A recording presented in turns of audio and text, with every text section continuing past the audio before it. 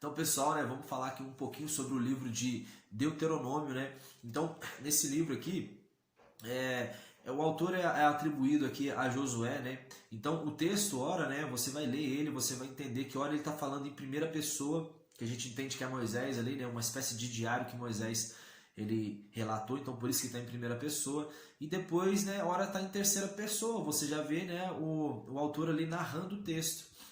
Então, provavelmente, né, Josué ele pegou alguns textos, essa espécie de diário de Moisés e compilou ali, né, escrevendo o livro de Deuteronômio. Então vai falar sobre a questão ali de quando eles estavam ali, né, marchando para ir para a Terra Prometida, eles estavam em Horebe, eles vão partir para Cades Barnea, eles gastam 11 dias de marcha, e naquele momento ali Moisés vai fazer o seu primeiro discurso, né? Então, quando Estevão no Novo Testamento vai falar que Moisés era poderoso em palavras, então realmente tinha momentos que Moisés ele, né, realmente fazia algum discurso. A gente vai ler aqui, né, um desses discursos dele. Então, né, ele tinha muito poder também, sim, nas suas palavras. Então, naquele momento ali, né, ele faz o seu primeiro discurso quando eles derrotam ali os reis Seom e Og. Outra coisa, Moisés ele vai nomear, né, os líderes ali para ajudar ele, né? Então parece que há um outro momento aqui, né? Não quando Jetro vem e pede para ele poder nomear alguns líderes para ajudar no aconselhamento do povo, mas Moisés agora ele vai clamar assim, né? Para Deus mesmo levantar alguns líderes aqui, aí ele nomeia líderes de 1000, de 100, de 50 e de 10. Ponto. Outra coisa, agora Moisés está contando ali, né, que olha, quando eles avistaram a terra prometida, né, e o povo vai dizer assim, olha Moisés, a gente vai conquistar essa terra, né, então vamos escolher espias. Então Moisés ouviu ali o povo, ele ouviu o povo e mandou esses espias, né, e a gente sabe que a história ali dos espias, 10 deles, né, deram um relato muito negativo. Então somente Josué e Caleb um relato positivo, e aí eles ficaram ali com um monte de ladainha, né, falando, e agora Deus trouxe a gente para cá para poder matar a gente, não sei o que, não sei o que lá. Então nesse momento ali Moisés vai dizer, olha, porque vocês fizeram aquilo ali, essas ladainhas, ficaram reclamando e eu estava junto com vocês, Deus nomeou Josué no meu lugar, então eu não pude entrar na terra prometida. Moisés está me contando para o povo, sabe, os erros, né, que foram cometidos, né, através da sua liderança, por estar ouvindo ali o povo, né?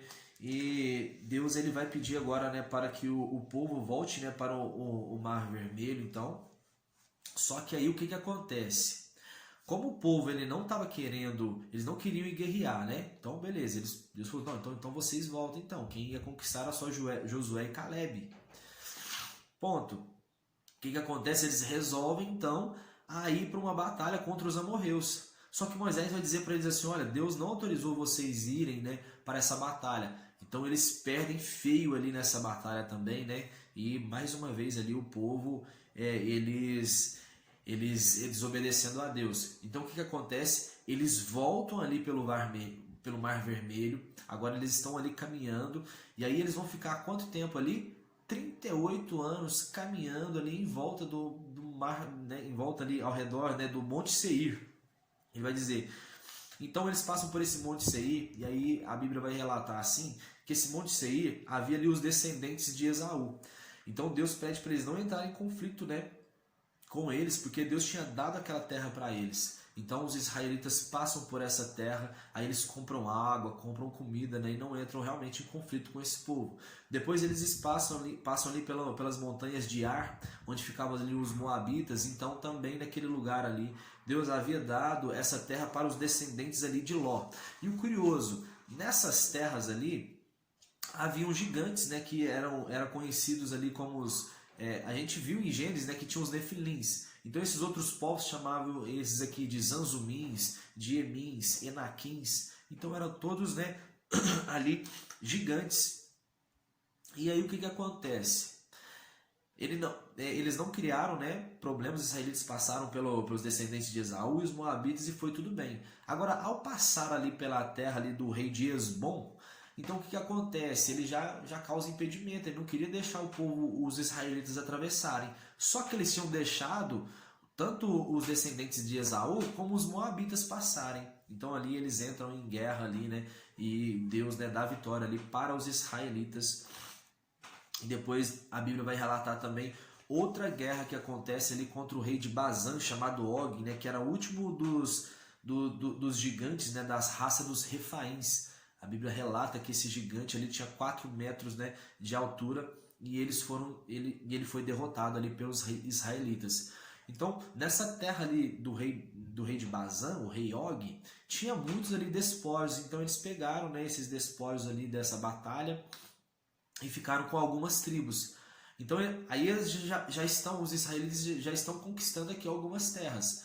Só que, né, precisavam conquistar mais terras para as outras tribos. Então eles partiram aqui, né, para outras batalhas. E aí nesse momento aqui a Bíblia vai relatar que Moisés, então agora ele passa o cajado ali para Josué, né, encorajando ele, dizendo assim, olha, pode ficar tranquilo, Deus está com você e você vai derrotar, né, todos esses inimigos, fica tranquilo. E aí tem um relato aqui curioso, né? Por isso que tem essa teoria de que Moisés ele deixou aqui mesmo uns escritos e depois Josué compilou e escreveu Deuteronômio, porque agora relata Moisés dialogando com Deus, dizendo assim, Deus, deixa eu entrar nessa terra. Eu preciso entrar lá na terra prometida. E aí Deus vai dizer para ele assim, olha, basta, sobre esse assunto você não fala mais isso comigo não. Mas faz o seguinte, sobe ali no monte de Pisga e observa só a terra. Mas encoraja Josué. Encoraja, né, Josué, essa é a sua missão, né? Então mostra que Moisés ainda insistiu, ele queria entrar ali na terra prometida. Outra coisa, olha um relato poderoso aqui, né? Vamos dizer, uma fala poderosa aqui de Moisés. Ele diz assim, olha, pois que grande nação tem um Deus, né, tão próximo como o Senhor nosso Deus, que sempre que o invocamos, e qual a nação tem leis e preceitos, né, tão justos como a Torá, né? Lei que eu estou apresentando a vocês, né, nesses dias. Então Moisés ele falava isso com o povo, encorajava, né, o povo, era poderoso ali nas suas palavras. Ele vai falar da questão que no Monte Horebe ali, né, o Senhor apareceu e todos ali ouviram a voz do Senhor, mas não viram ninguém. Que foi naquele momento que Moisés tinha subido ali com Arão, Nadab e Abiú e os 70 anciãos. O que aconteceu ali? Deus ali falou com Moisés, eles não chegaram próximo ali eles chegaram próximo do monte, mas não, né, no lugar onde Moisés estava.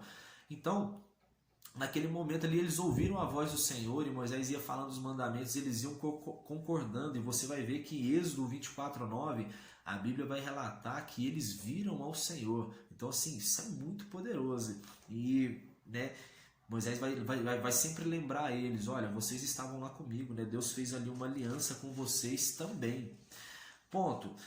Outra coisa, Deus vai falar sobre aquela questão da idolatria. Olha, para a gente não fazer nenhum tipo de imagem. Esse é o que está na Bíblia Sagrada. Não faz nenhuma imagem esculpida em forma de ídolo, né? Figura de ser humano, homem ou mulher. Nada, né, que você observe no céu. Não faça nada disso para você adorar. Adore somente ao único Deus, né? O Deus de Israel. Outra coisa, vai falar sobre o juízo de Deus, que assim, mesmo que os israelitas, quando eles entrassem na terra prometida, ainda assim que eles estivessem idosos, se eles desobedecessem a Deus, viria juízo sobre a vida deles. Ou seja, não importa as conquistas que a gente tenha, ou que aquele povo ali tivesse, né? O que importa é a gente terminar ali bem, enquanto a gente tiver fôlego de vida. Enquanto a gente tiver fôlego de vida, a gente ainda pode, né, tá errando. Enquanto a gente tiver fôlego de vida, a gente pode estar adorando, né?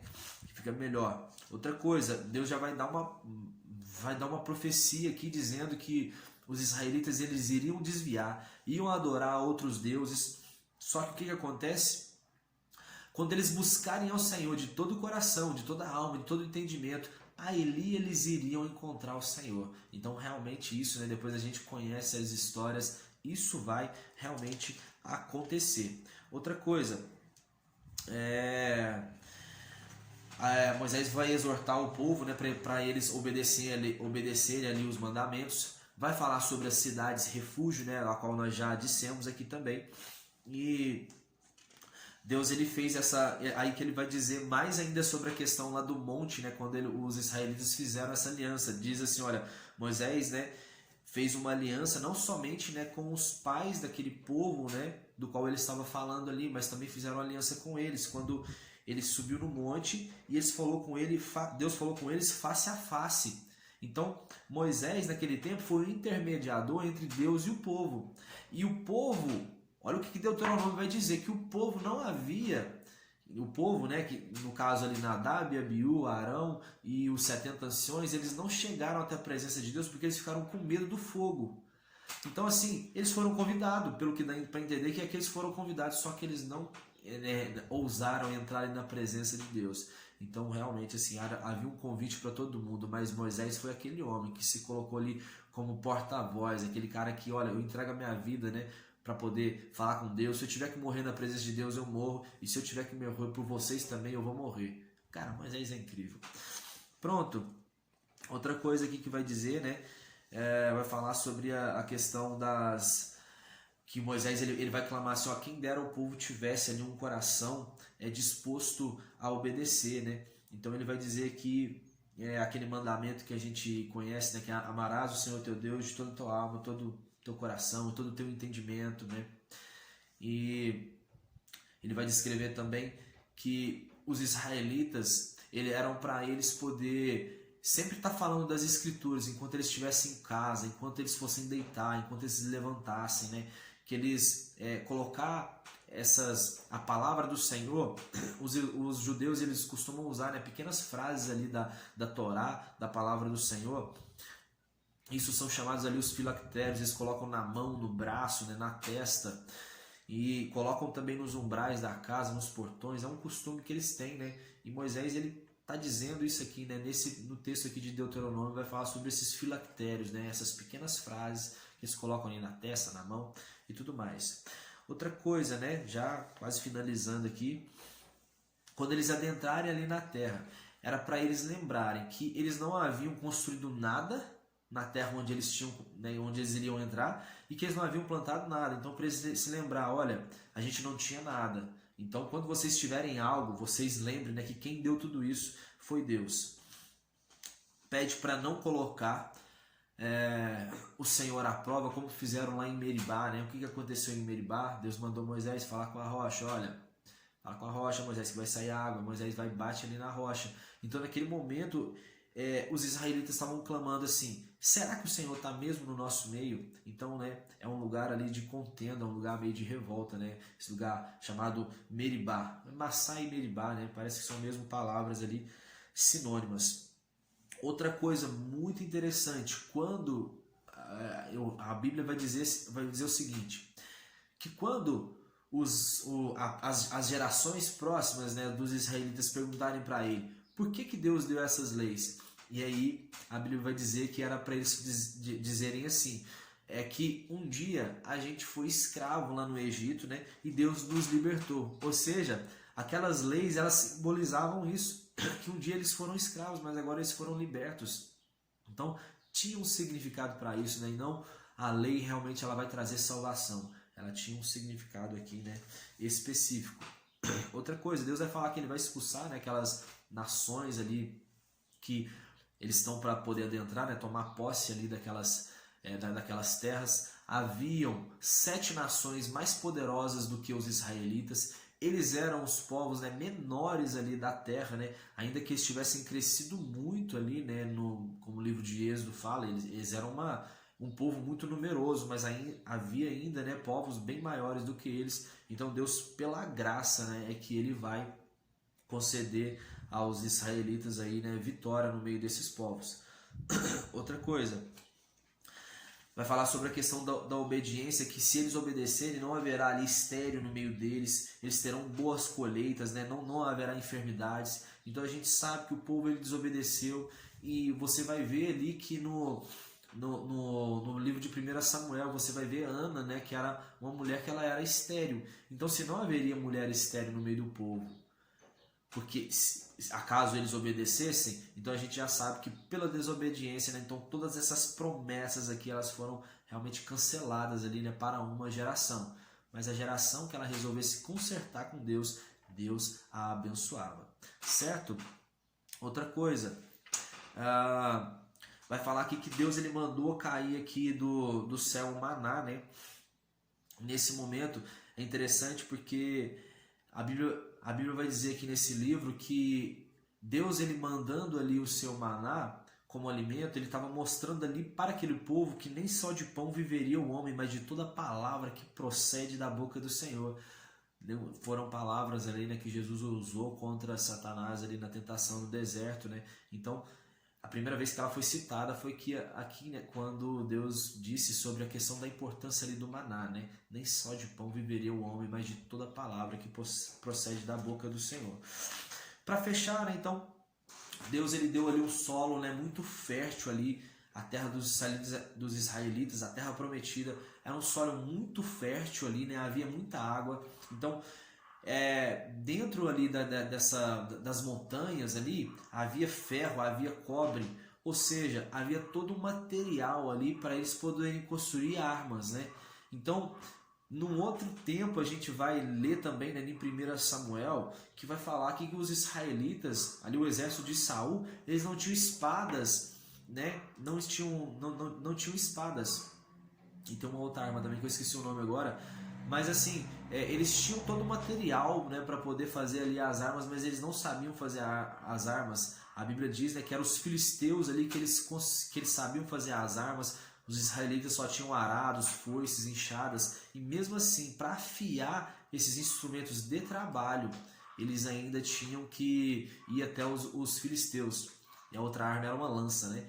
Então, né, eles não conseguiam nem fazer isso porque eles não estavam aproveitando, né, tudo que a terra podia dar. E isso era por causa da desobediência, né? A desobediência não fazia com que eles observassem toda a riqueza que eles tinham ali ao seu redor. Beleza, pessoal? Então aqui termina a primeira parte e já já eu volto com a segunda. Valeu!